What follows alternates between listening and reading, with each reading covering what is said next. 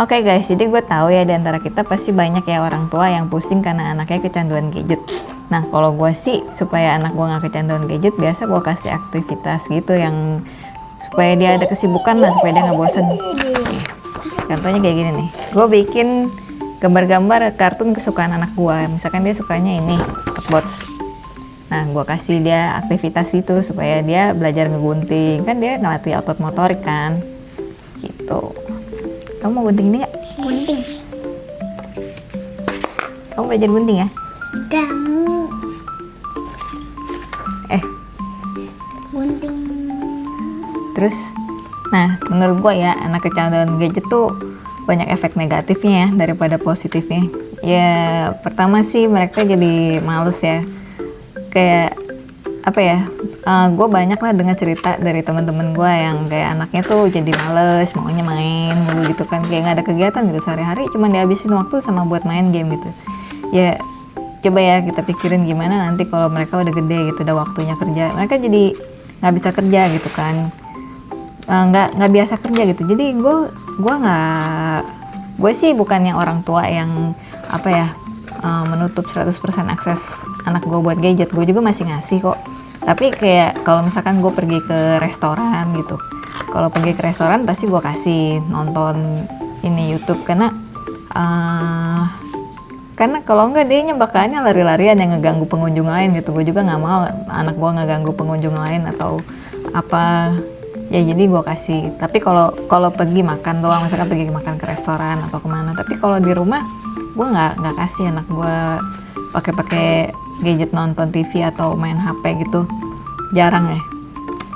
Nah supaya anak kita juga terbiasa kerja. Nanti kalau anak kita males juga, kita juga yang susah nanti, karena banyak ya gue lihat ya orang di sekitar gue gitu ya, orang di sekitar gue tuh gue lihat waktu masa kecilnya itu anaknya itu dibiasakan dimanja.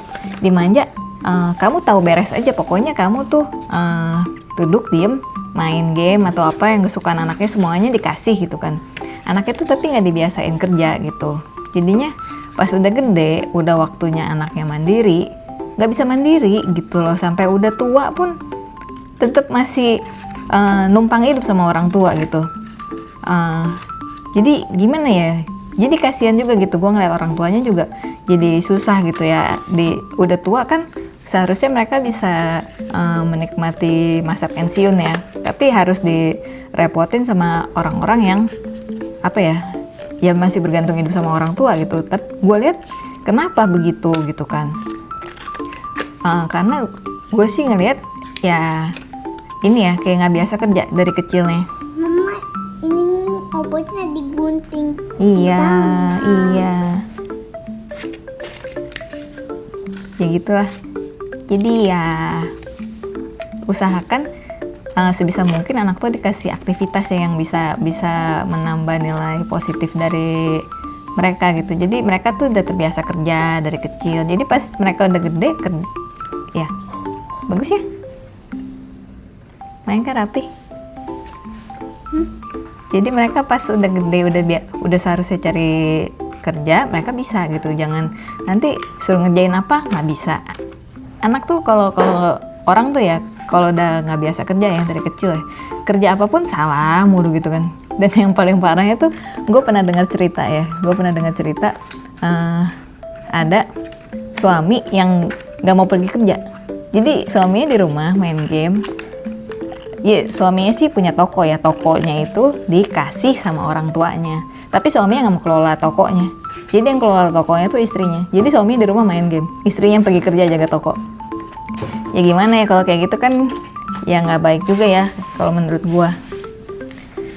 Jadi ya kalau gue pribadi sih gua nggak mau biasain anak gue main gadget. Jadi gua kasih kegiatan lain lah yang untuk menggantikan dia supaya nggak bosen di rumah, nggak ada kerjaan kan. Karena nggak ada kerjaan mereka makanya bosen di rumah kan, jadi mereka main HP, main nonton TV kayak gitu. Gue nggak mau.